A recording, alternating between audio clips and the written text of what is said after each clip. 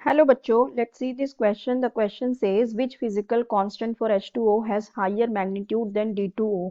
Option A boiling point, B temperature of maximum density, C dielectric constant and D bond dissociation energy.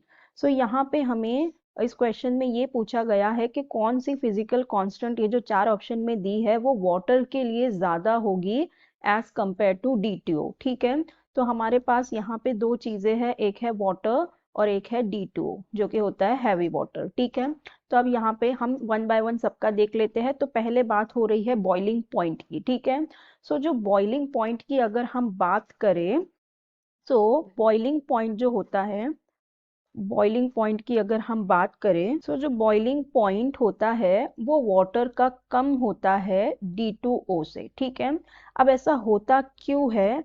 क्योंकि देखो, सबसे पहली चीज तो अगर हम वाटर देखें, वाटर का मोलार मास कम होता है। ठीक है, अगर हम मोलार मास देखें, मोलार मास, तो वाटर का कम होता है। कैसे? हाइड्रोजन का होता है 1+1, दो हाइड्रोजन है, +16, तो यहाँ पे हमें आ जाता है 18। वहीं हम अगर D2O देखें तो डी का होता है 2+2 एंड +16, तो यहाँ पे हो जाता है 20। तो देखो यहाँ पे मोलार मास ज्यादा है यहाँ से, तो इसलिए क्या हो जाता है, जो बॉइलिंग पॉइंट है D2O का ज्यादा हो जाता है। ठीक है, सो बीपीओ बॉइलिंग पॉइंट जो है वाटर का कम होता है DTO से।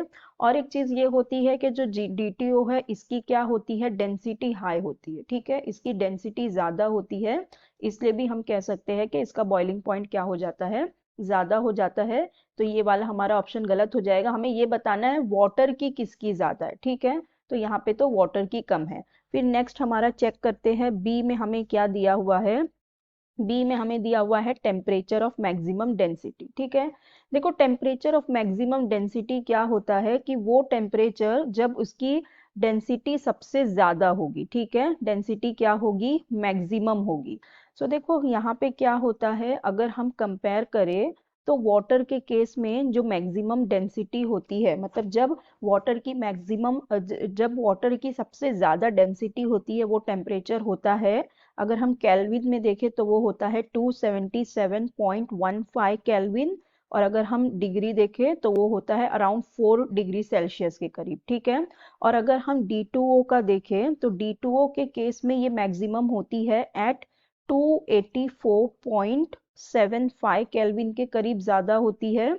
और अगर डिग्री की बात करें तो 11.6 डिग्री। तो देखो यहाँ पर भी D2O का ही ज्यादा है, D2O ज्यादा है, H2O कम है। ठीक है, तो यहाँ पर भी कौन कम है, वाटर कम है, तो ये भी वाला हमारा ऑप्शन रॉन्ग हो जाएगा। ठीक है, फिर नेक्स्ट हमारा जो ऑप्शन दिया हुआ है इसके अंदर हमें कहा गया है अबाउट डाइलेक्ट्रिक कांस्टेंट। ठीक है, सो देखो अगर हम डाइलेक्ट्रिक कांस्टेंट की बात करें, सो ये जो डाइलेक्ट्रिक कांस्टेंट होता है, डाइलेक्ट्रिक कांस्टेंट,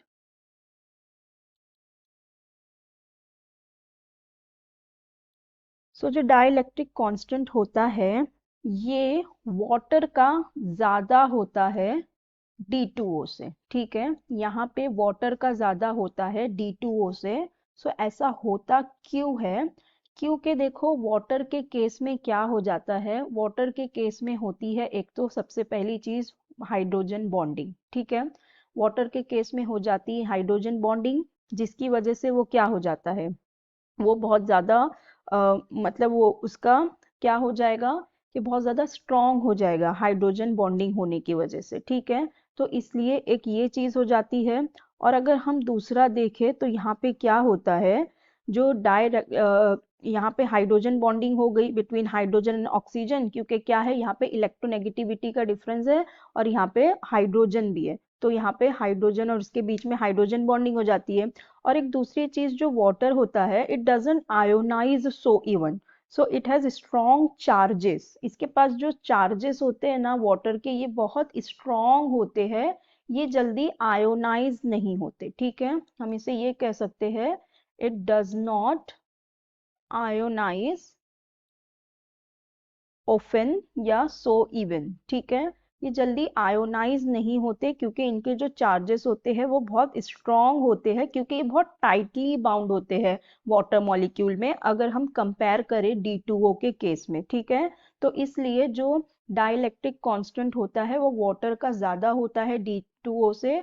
अगर हम वैल्यू देखें तो वाटर के केस में डाइलेक्ट्रिक कांस्टेंट होता है 81 और D2O का होता है 60। ठीक है, तो यहाँ देखो वाटर का ज़्यादा है, तो इसका मतलब यहाँ ये वाला हमारा ऑप्शन सही हो जाएगा, क्योंकि हमें यही बताना था।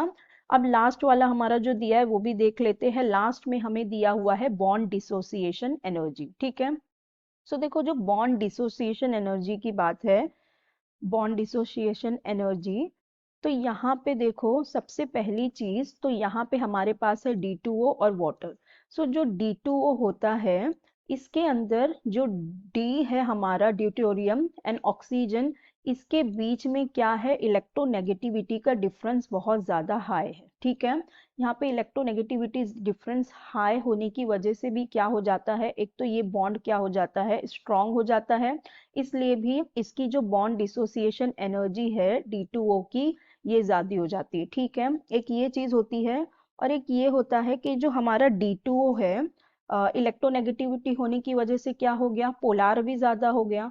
ये जो DO बॉन्ड होगा वो क्या हो जाएगा, ज़्यादा पोलार होगा, क्योंकि इलेक्ट्रोनेगेटिविटी डिफरेंस ज़्यादा है। तो ठीक है, और एक ये होता है जो बॉन्ड एनर्जी होती है, bond energy of OH bond जो होती है, ये लेस देन होती है bond energy of DO bond. ठीक है, bond energy of DO bond ये लेस देन होती है bond energy of DO bond, मतलब DO बॉन्ड की बॉन्ड एनर्जी बहुत ज़्यादा बॉन्ड है, इसकी बॉन्ड एनर्जी ज़्यादा है, सो उसको डिसोसिएट करने के लिए भी हमें ज़्यादा एनर्जी लगेगी। सो इसलिए भी जो बॉन्ड डिसोसिएशन एनर्जी होती है वो DO में ज़्यादा हो जाती है, तो D2O की ज़्यादा होती है एज कम्पेयर टू वाटर।